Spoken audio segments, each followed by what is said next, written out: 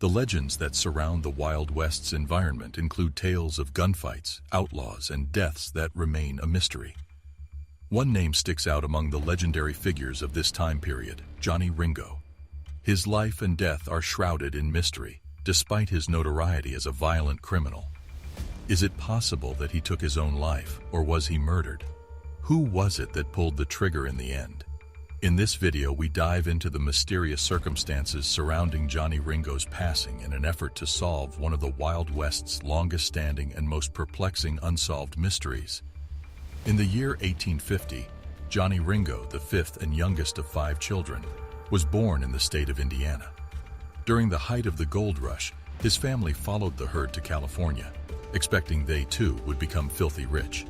However, things were not easy for the Ringo family, because Johnny's father went away when Johnny was still a little child. This made life challenging for the Ringos.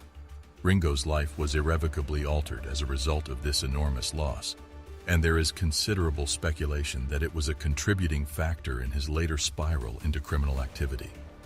Ringo, who was having trouble identifying his place in the world, experimented with a variety of careers, including farming, mining, and even acting at one point. On the other hand, Ringo did not find the work he was meant to do until he realized he had a natural ability with a firearm.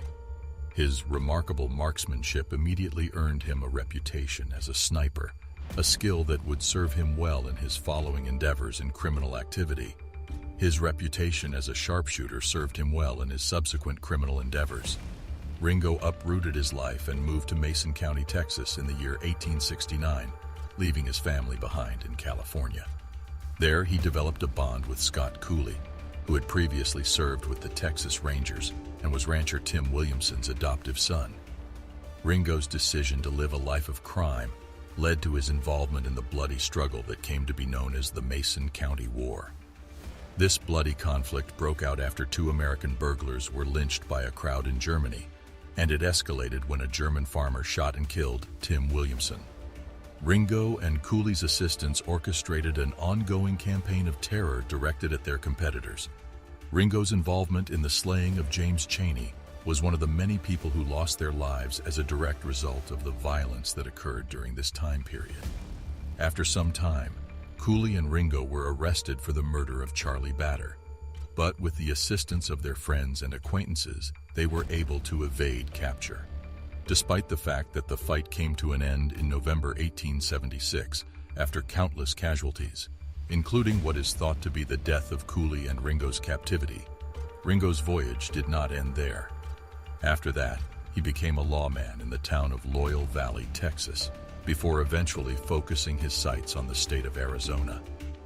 Ringo came to Cochise County, Arizona Territory in January 1877, accompanied by his friend Joseph Graves Olney, who went by the moniker Joe Hill throughout his time in the territory. Ringo first met Sam Purdy, the editor of the Tombstone Epitaph, in Tombstone, Arizona. Sam Purdy was the editor of the Tombstone Epitaph. Purdy would later describe a chat with Ringo in which the outlaw shared his conviction that the violent conclusion to his life was drawing near.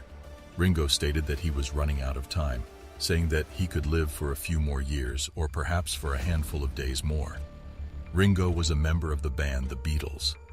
His reputation in Tombstone portrayed a picture of a person with a fiery temper, and the newspapers in the area sometimes referred to him as Ringold. Ringo referred to himself as a speculator when he entered his information into the Cochise County Great Register in the year 1882. However, the fact that he was involved in criminal activities and that he was associated with the Cochise County Cowboys, a group of outlaws with just a tenuous connection to one another, continued to raise concerns.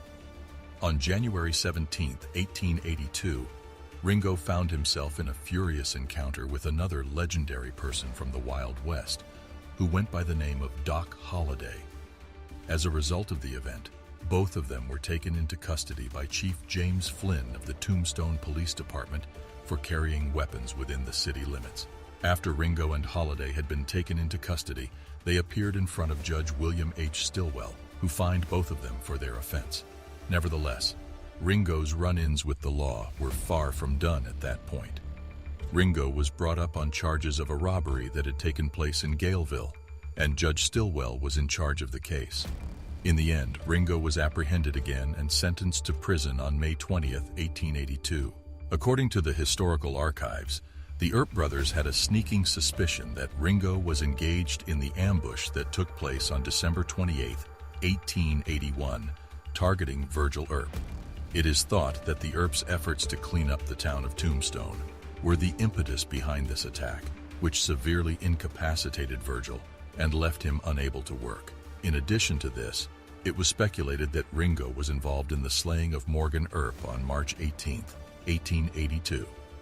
This was a theory that was widely held at the time. Morgan was shot and killed in a Tombstone bar where he was playing billiards at the time of his death. After his brother Morgan was killed, Wyatt Earp, who was the United States Deputy Marshal at the time, and his crew set out to seek justice. Frank Stillwell, who was allegedly involved in the ambush of Virgil and the death of Morgan, was involved in a confrontation with the federal team, and the gunfight ended in a draw. Following this confrontation, Wyatt Earp and the other crew members began searching for the other persons who were guilty of the attacks. In the midst of this time of violence, Cochise County Sheriff Johnny Bean was given a warrant by a judge in Tucson to target Wyatt Earp, Doc Holliday, and Ringo, who represented 19 other men, the majority of whom were Stillwell's buddies. Wyatt Earp was seen in a gunfight with Curly Bill Brocious, one of Ringo's closest associates, during an event that became known as the Vendetta Ride. Iron Springs, now called Mesquite Springs and located around 20 miles from Tombstone, was the site of this confrontation. Wyatt Earp asserted that a guy called Florentino Cruz had admitted to tracking Morgan's murder and listed Ringo, Stillwell, and Brocious as the individuals responsible for the crime. Cruz was said to have identified Brocious, Ringo, and Stillwell as the killers. However, recent research has raised questions about the veracity of Earp's account. The events that led up to Johnny Ringo's passing became a source of debate and curiosity that has continued for more than a century. His body was found in Turkey Creek Canyon in the vicinity of Tombstone, Arizona, on July 14, 1882. Ringo's death was officially considered a suicide despite the fact that he had been shot in the head. However, the circumstances surrounding his death continue to be the subject of discussion among historians and aficionados alike. In an effort to explain the unexplained circumstances surrounding Johnny Ringo's demise, numerous hypotheses have been proposed. One of these hypotheses attributes Ringo's death to the actions of Wyatt Earp. The supposed statement made by Wyatt Earp in July in Arizona on the shooting of Ringo remains contentious. Since the book I Married Wyatt Earp, which popularized this claim, has since been proven to be a fake, the origin of the remark is a mystery at this point.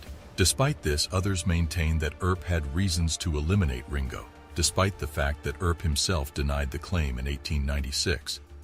The Doc Holliday theory proposes that Holliday and not Earp was the individual who was responsible for the death of Ringo.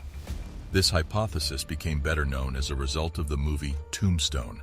However, it appears from the court records that Holliday faced theft charges in Colorado when Ringo passed away. In addition, a newspaper report places Holliday nearly 900 kilometers distant from the location of the homicide, which makes it extremely unlikely that he was involved in the crime. The death of Johnny Ringo remains a mystery, with various theories proposed. One suggests that Michael O'Rourke, a gambler with a grudge against Ringo, may have killed him to avenge the death of Brocious. Ringo's life and death continue to captivate Western enthusiasts and historians, but the true circumstances, whether suicide, murder, or a personal vendetta, may forever remain unknown. That's all for today. Let us know your thoughts in the comments below, and don't forget to like, share, and subscribe to our channel for more videos. See you next time.